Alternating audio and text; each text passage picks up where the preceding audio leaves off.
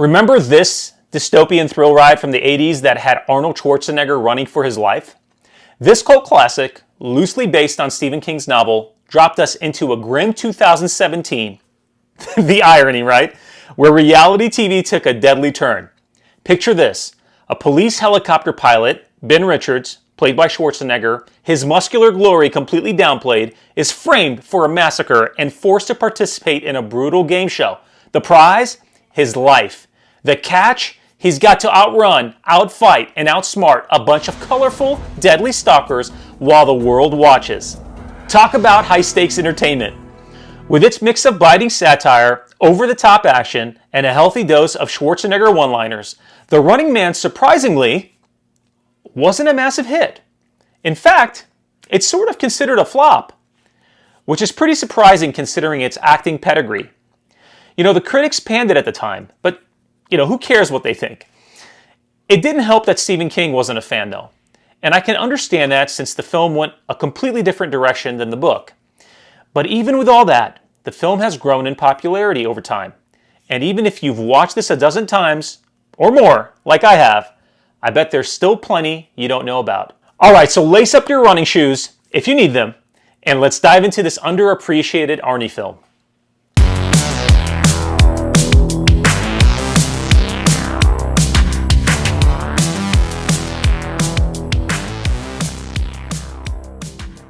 Number 1, the film almost had a different leading man than Arnold Schwarzenegger. Arnold Schwarzenegger wasn't the first choice to play Ben Richards. In fact, the casting process for The Running Man was quite a roller coaster ride. Initially, Christopher Reeve, famous for his role as Superman, was the top pick for the part. The producers thought his all-American looks and heroic persona would be perfect for the role of a wrongly accused man fighting against a corrupt system. Imagine the Man of Steel running for his life. However, when Reeve passed on the project, the producers didn't give up on the idea of a more traditional hero type. They approached Patrick Swayze, who was riding high on the success of Dirty Dancing. Now, Swayze was interested, but scheduling conflicts ultimately prevented him from taking the role. As the search continued, some unexpected names came into the mix. Believe it or not, both Keith Carradine and Richard Dreyfuss were considered at various points in time. But Richard Dreyfuss, though? Can you imagine that witty, neurotic Dreyfuss running from high-tech gladiators? It wasn't until later in the casting process that the producers decided to shift gears and go for a more physically imposing lead. This led them to approach Arnold Schwarzenegger, who already was a bona fide action star by 1987. Schwarzenegger loved the script's blend of action and satire, and the rest, as they say, is history.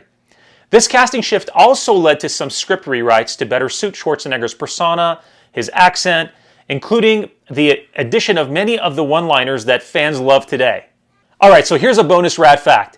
In The Running Man, Mick Fleetwood from Fleetwood Mac plays a character named Mick and says to Arnold Schwarzenegger's character at one point in the film, "You're one of the cops who locked up all my friends, burned my songs. People like you took this country and turned it into a jail." Also, Dweezil Zappa, son of famous musician Frank Zappa, has a small role in the film as well, and he plays alongside the Mick character. Dweezil, though? I've read the guy was named after Frank Zappa's wife's pinky toe. And Zappa takes weird to another level. Alright, number 2. A real-life game show host joined the cast. Richard Dawson, host of the popular game show Family Feud, played the villainous Damon Killian. This was his first and only major film role, bringing an authentic game show vibe to the dystopian world. Bonus rad fact. Dawson's character was originally supposed to die by being eaten by alligators, but the scene was cut due to budget constraints. I would have really liked to seen that. Alright, I'm going to double up on that rad bonus fact. Remember the show's dancers? Well, you may be surprised to learn that the dancing scenes from the film were all choreographed by none other than Paula Abdul. Alright, number 3, the film's dystopian future is now our past. The Running Man is set in the years between 2017 and 2019, which seemed like a distant future when the film was released in 1987. While we don't have deadly game shows yet, the movie's themes of media manipulation and reality TV feel eerily prescient, don't they? Also, the movie was made long before reality TV competitions like Survivor and Alone were part of our reality culture on television. The Running Man gave us a dark glimpse into a dystopian future where game shows pit contestants in life or death challenges. When I think about where we're going with reality shows, though, I don't think a life or death show is something we won't ever see. Maybe not in our lifetime, but quite possibly in our children's lifetime. All right, number 4. Stephen King wasn't a fan. The movie is based on Stephen King's novel, The Running Man, which he wrote under the pseudonym Richard Bachman. King wasn't thrilled about the adaptation, feeling it strayed too far from his original story. And the truth is, it did. So the book presents a much darker, grittier dystopia where Ben Richards voluntarily joins the game show out of desperation to provide for his sick daughter. The game itself is vastly different. Instead of being confined to an arena, Richards is given a head start and must survive for 30 days while being haunted across the country, with the public encouraged to report sightings. And the book's ending is really far bleaker. I'm not going to go ahead and spoil it for you in case you want to read it, but it is quite different than the actual film. In contrast, the movie adapts this into a more action-oriented, satirical spectacle set in a flashy arena with Schwarzenegger's Richards framed and forced to participate, ultimately triumphing over the corrupt system in a more conventionally heroic manner. Bonus rad fact, King wrote the entire first draft of the novel in just 72 hours. He polished it up in a month and submitted it, and we have The Running Man. Number 5, people forgot Jesse Ventura became governor. Hello, governor. Always wanted to say that to an actual governor. With a British accent, of course.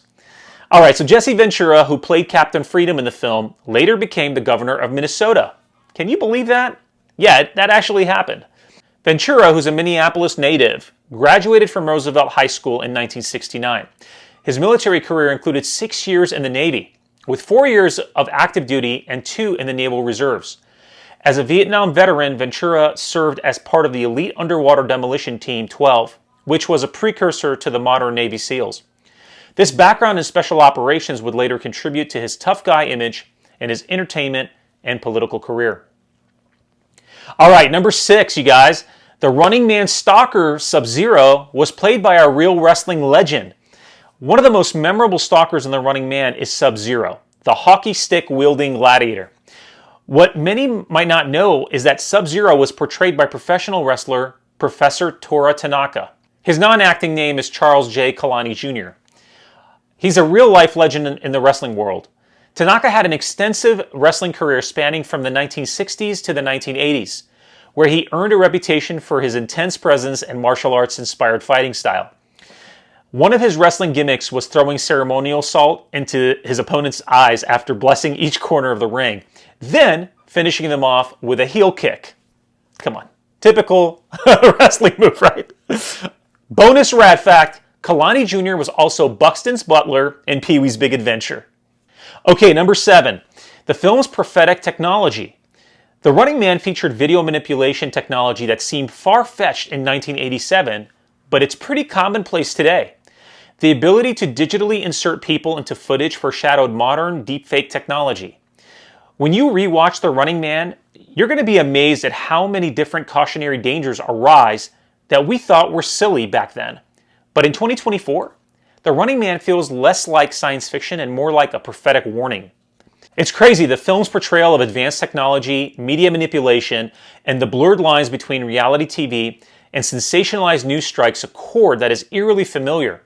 As we scroll through our feeds, bombarded by influencers and algorithm-driven content, the movie's themes don't just hit home, they practically kick down the door, forcing us to confront uncomfortable parallels between its fictional world and our own reality. Alright, and number 8, a new Running Man for a new era. While not a direct sequel, The Running Man is getting a modern reimagining. Directed by Edgar Wright and starring Glenn Powell, this new adaptation promises to be closer to King's original novel. Powell, known for his roles in Top Gun Maverick and the romantic comedy Anyone But You, brings fresh star power to the franchise. With Wright's unique visual style and storytelling prowess, this reimagining could introduce The Running Man to a whole new generation of fans. What do you all think? Could this sequel reimagining be a good thing? I like Glenn Powell and I thought he was fantastic in Hitman. While I'm not a fan of remakes or sequels to 80s and 90s franchises, Edgar Wright has been behind some really fun films, including Shaun of the Dead, Baby Driver, Hot Fuzz, and Scott Pilgrim vs. the World. Okay, rad bonus fact. Arnold Schwarzenegger ad-libbed many of his one-liners in the original film, including the famous line, "I'll be back," which became his catchphrase after Terminator. Including this gem.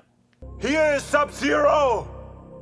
Now, Plane Zero! Hey, thanks so much for watching my video, and I'd love to know what you thought of these rad facts about The Running Man. Are you a fan of the movie? If so, what's your favorite scene? Let me know in the comments. Just leave me a little comment, let me know who your favorite character is or what you liked about the film or about this video. Please make sure to like this video and subscribe to my channel if you haven't already. Also, share it with a friend so YouTube learns this video has value and promotes it to others. Hey, I appreciate you, and I'll catch you in the next video. Stay rad.